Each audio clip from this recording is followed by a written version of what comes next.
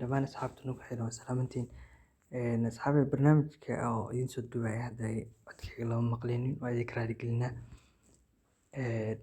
Barnaamijkan asxaabi sawir ahaan meelaha tataabanayo wax dhan calaamad saan ugu aadinayo waa dareemaysaan marka waqtiga maqribka la jooga.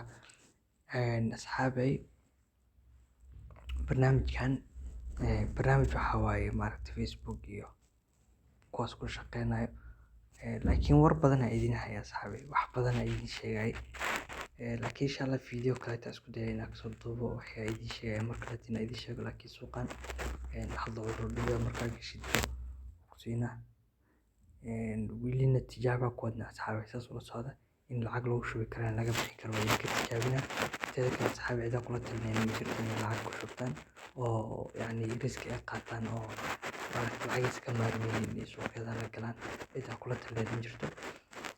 Laakiin suuqyada waa idin keenayna suuqani la socda asxaabi waa suuq maaragtay scam u badan yahay inuu yahay marka waa uu cusub yahay maano scam haba ahaadin.